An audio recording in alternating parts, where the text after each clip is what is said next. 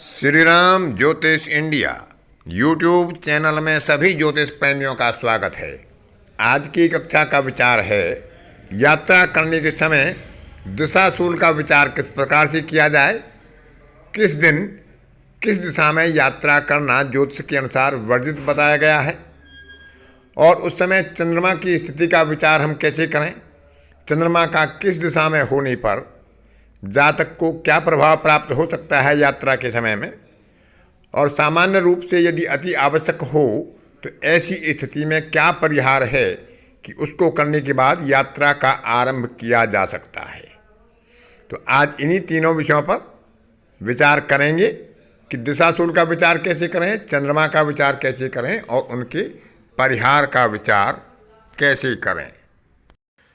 सोमवार और शनिवार को पूर्व दिशा में यात्रा करना वर्जित होता है। रविवार और शुक्रवार को पश्चिम दिशा में दिशाशूल होता है। मंगलवार और बुधवार को उत्तर दिशा में और गुरुवार को दक्षिण दिशा में यात्रा करना निषेध बताया गया है, वर्जित बताया गया है। इसका क्रम बड़ा सीधा है क्योंकि सूर्य, शनि और मंगल ये तीन क्रूर ग्रह होते हैं। तो शनिवार को पूर्व दिशा इसलिए बताई है कि शनि की दिशा पश्चिम होती है और उसके साथ सोमवार को और शामिल किया गया है। तो शनि के आधार पर हम सोम और शनि यानी सोमवार और शनिवार को पूर्व दिशा का निर्धारण कर सकते हैं कि उसको वर्जित करें, क्योंकि शनि की पश्चिम दिशा है और पूर्व में उसके विपरीत दिशा में उसको वर्जित किया गया है। सूर्य की दिशा पूरब होती है, इसलिए सूर्य के साथ शुक्र को लिया गया है और रविवार और शुक्रवार को पश्चिम दिशा का निषेध किया है। मंगल की दिशा दक्षिण होती है तो उसके विपरीत उत्तर दिशा होती है, जो बुध की भी दिशा है। तो मंगलवार और बुधवार को उत्तर दिशा का निषेध किया गया है। चौथी दिशा बचती है दक्षिण, उसमें बृहस्पतिवार को वर्जित किया है यात्रा करने को। तो इस तरह से हम इनको बड़ी आसानी से ध्यान में भी रख सकते हैं, बहुत ज़्यादा कंठस्थ करने की, याद करने की आवश्यकता भी नहीं है।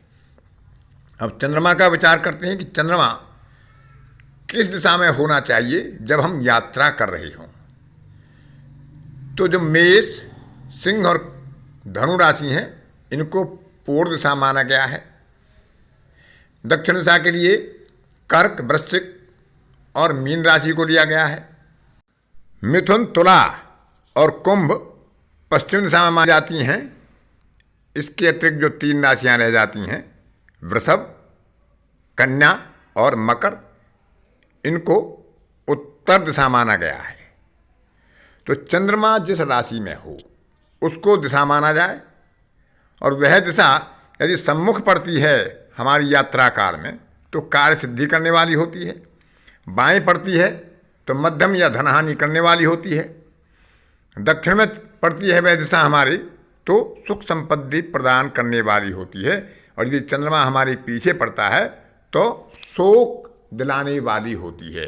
यानी कि हमें मान लीजिए पश्चिम में यात्रा करनी है तो पीछे का जो चंद्रमा पड़ेगा, मेष का चंद्रमा, सिंह का चंद्रमा और धनु का चंद्रमा, जो पूर्व के चंद्रमा हैं, उनको वर्जित किया जाना चाहिए, ऐसा ज्योतिषकारों का मत है। इसमें जो लगन है, यदि हम लगन का भी शुद्धि करें, लगन का विचार भी करें, तो वर्तमान के जो शोधकार हैं उन्होंने लगन को भी चंद्रमा के अनुसार ही विचार करने को कहा है कि यदि हम पश्चिम दिशा में यात्रा करना चाह रहे हैं तो मेष लगन, सिंह लगन और धनु लगन, जो पीछे की लगन पड़ती हैं, पृष्ठ लगन पड़ती हैं, उस हिसाब से विचार करके उनका परित्याग करना चाहिए। अब आगे विचार करते हैं कि ऐसी स्थिति में यात्रा करना पड़े तो क्या परिहार हो सकता है। इसके अलावा दैनिक यात्रा में इनका विचार नहीं किया जाता।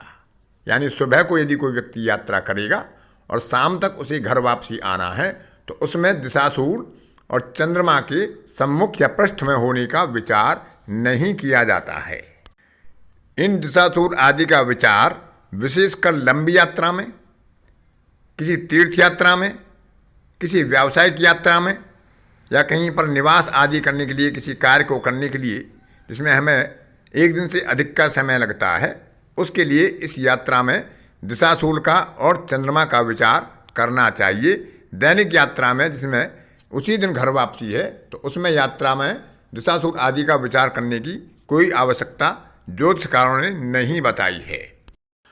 अब विचार करते हैं कि अति आवश्यक होने पर क्या परिहार करके यात्रा की जा सकती है। इसमें एक बात का और विचार करें कि चंद्रमा उस दिन चतुर्थ, अष्टम या द्वादश में होना भी उचित नहीं माना गया है। यात्रा काल में जातक की जन्म राशि से चंद्रमा चतुर्थ, अष्टम या द्वादश नहीं होना चाहिए। यात्रा काल में जन्म राशि की प्रधानता बताई गई है, नाम राशि का उतना महत्व नहीं बताया गया है।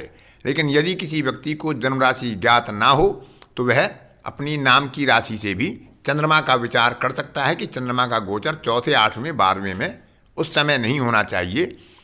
कम से कम इतना तो हम कर ही सकते हैं कि यदि उस दिन बहुत ही आवश्यक हो तो लगन से, जिस लगन में हम प्रस्थान करना चाहते हैं, यात्रा करना चाहते हैं, वहाँ से चतुर्थ, अष्टम या द्वादश भाव में चंद्रमा नहीं होना चाहिए, क्योंकि पूरे दिन के चंद्रमा को बचाना कभी कभी अति आवश्यक स्थिति में ऐसा नहीं बन पाता। तो हमें लगन का विचार करना चाहिए। उस समय लगन की स्थिति बलवान हो, लगन पर शुभ ग्रहों का प्रभाव हो, शुभ कर्त्री हो, शुभ ग्रहों की दृष्टि हो, लग्नेश केंद्र और त्रिकोण में बैठा हो, तो वह स्थिति भी अनेक दोषों का परिहार कर देती है।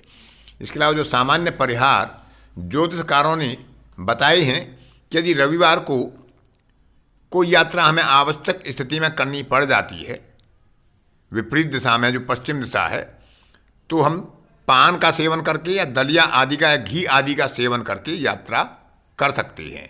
सोमवार को दर्पण में अपना चेहरा देखकर हम यात्रा कर सकते हैं, जो उसके लिए दिशा निर्धारित की गई है, वर्जित दिशा यानी पूर्व दिशा।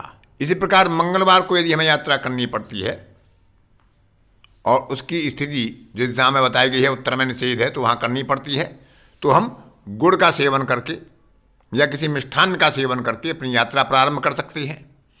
बुधवार को धनिये का या तिल का उपयोग करके यात्रा प्रारंभ की जा सकती है। गुरुवार को जीरा खाना बताया गया है और शुक्रवार को दही खाकर यात्रा का आरंभ कर सकते हैं। यदि शनिवार को हमें वर्जित दिशा में यात्रा करनी पड़ती है, बहुत अति आवश्यक स्थिति होती है, तो अदरक या उड़द की दाल का या उड़द के बने हुए किसी पदार्थ का सेवन करके ऐसी स्थिति में जब बहुत ही आवश्यक हो हम यात्रा कर सकते हैं।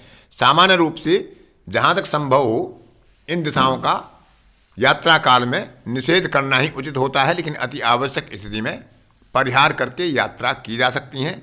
चंद्रमा का विचार भी करना चाहिए, लगन का विचार भी करना चाहिए। लगन बलवान होती है तो अनेकों दोषों का निवारण स्वयं हो जाता है। तो इस प्रकार से हम यात्रा के समय दिशाशूल, चंद्रमा और उनके परिहार आदि का विचार कर सकते हैं। आज की कक्षा में इतना ही। अगली कक्षा में फिर मिलेंगे किसी नए विषय के साथ। तब तक के लिए अपनी वाणी को विराम देता हूँ। धन्यवाद।